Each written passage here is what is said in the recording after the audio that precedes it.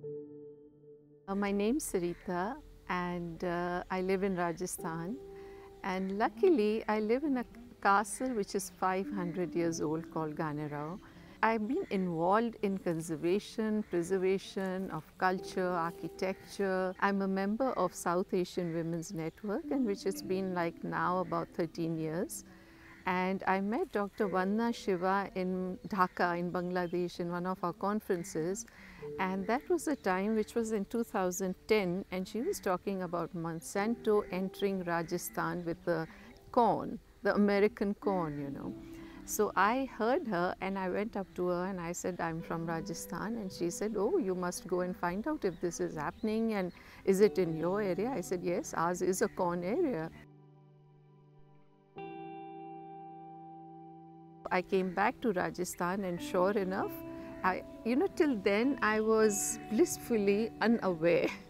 You know how you live in, you don't know anything, it's fine, But when I got to know about it, because they were buying the local seed off the market from our villages, from the sarpanch, from our local heads, they were just buying it off, giving in dollars, of course, and introducing the American corn.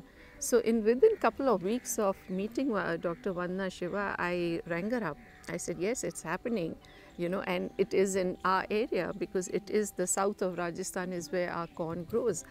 And so she said, oh, I'm going to Jodhpur and I'll come with my team. And sure enough, there Vandana ji came, trying to talk to the farmers. We had about 250 farmers meet. And there she spoke about Monsanto and the hazards of using Monsanto, the seed, the corn, American corn seed, with the pesticides and the fertilizers, your land going. And she said, this is it. You might get yields for the 3 years or the 3 yields, but that's it. After that, your land is gone, your ancestral land. So once she left, and I realized there's a need for a seed bank. So I started at that moment. I think mine was the 25th seed bank in India. I really didn't realize how many seeds can be saved, but of course we had to save those seeds which we can plant there, and corn is our main crop. So I had to ask the local people, how do you save seeds? And luckily so, they were all organic.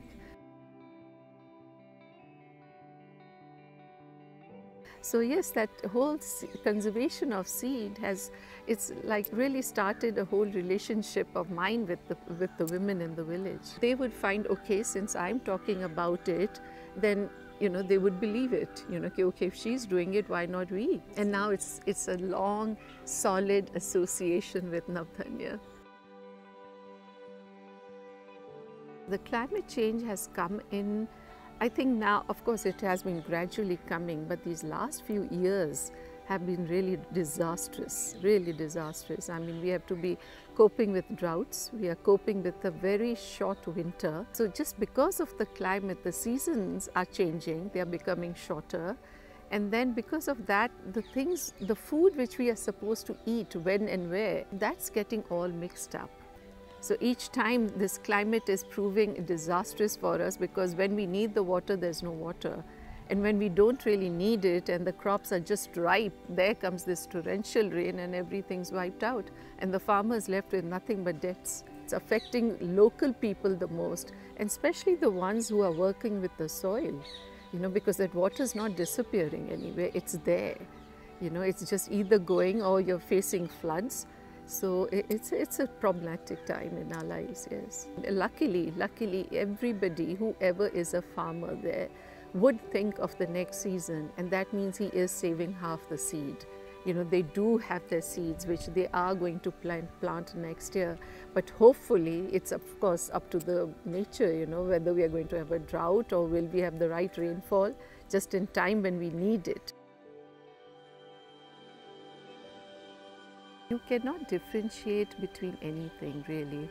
I mean, whether it is the food we are eating, so it's a lineage really, whether you're taking care of your ancestral properties, you're taking care of the culture, and maybe doing that in a certain way, it leads to the seed as well. It's what you eat, is what you're going to think, it's what you're going to become.